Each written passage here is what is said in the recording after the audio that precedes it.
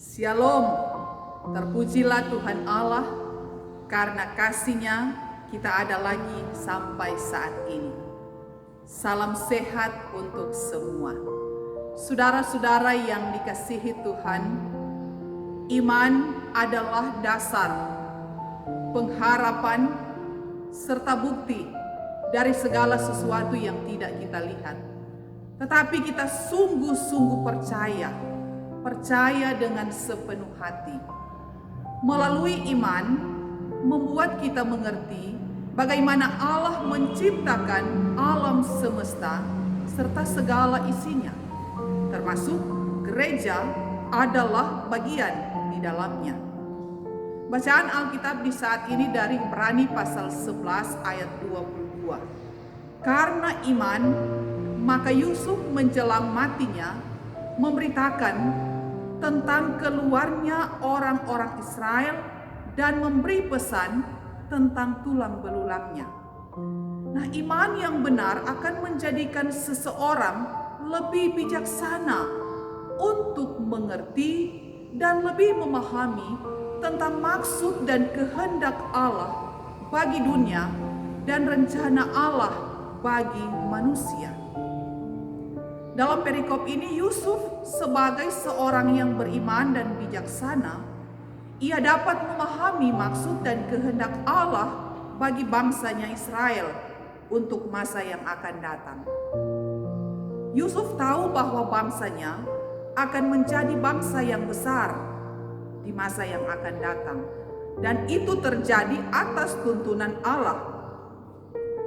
Walaupun ia tahu kehidupan kekinian pada waktu itu, ia dan bangsanya hanya menumpang di tanah orang Mesir. Tapi karena imannya yang besar, Yusuf meyakini suatu saat bangsanya akan menjadi bangsa yang merdeka, bangsa yang maju dan mandiri. Saudara-saudara yang kekasih di dalam Tuhan, Allah menghendaki umatnya di setiap tempat dan zaman untuk dapat memahami maksud dan rencana Allah bagi kehidupan masing-masing kita.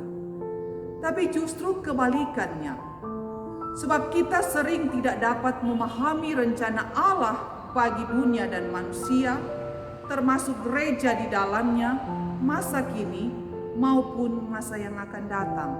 Mengapa itu terjadi?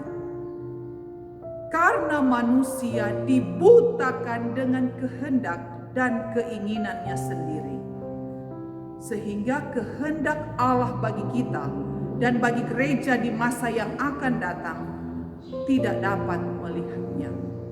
Pada akhirnya sering kita berjalan seperti orang yang tidak punya tujuan. Orang yang hidup dalam kehendak dan keinginannya sendiri, pasti dia tidak akan mempedulikan orang lain, mempedulikan lingkungan, atau siapapun yang ada. Karena yang ia pikirkan hanya dirinya sendiri, atau kelompoknya yang benar, yang harus diselamatkan atau dimenangkan. Hal inilah yang bertentangan dengan kehendak Allah tentang maksud penciptaan baik waktu lampau, kini, dan yang akan datang. Allah menghendaki gerejanya tetap setia dalam panggilan untuk memberitakan Injil, menghadirkan shalom, menjadi berkat, dan menjadi alat kesaksian bagi dunia, kini, dan yang akan datang. Dan itu harus terus berlangsung atau berkesinambungan, tidak putus atau tidak dibatasi oleh ruang dan waktu. Apapun situasi dan keadaan, tetaplah di dalam Tuhan untuk melaksanakan panggilannya. Allah selalu merancangkan yang terbaik untuk kehidupan gereja, sehingga akan mendatangkan berkat bagi banyak orang. Oleh karena itu, gereja harus semakin dipenuhi oleh orang-orang yang beriman, yang bijaksana, yang tidak hidup menurut kehendaknya sendiri. Seperti contoh saat ini dengan situasi yang kita gumuli bersama COVID-19. Jika kita hidup mematuhi bersama anjuran dan ketetapan pemerintah mengenai wabah COVID-19, mungkin kita tidak akan mengalami hal seburuk ini, atau mungkin juga virus sudah hampir berakhir. Akan tetapi karena masih banyak yang mengabaikan anjuran dan peraturan, bencana ini masih terus berlangsung.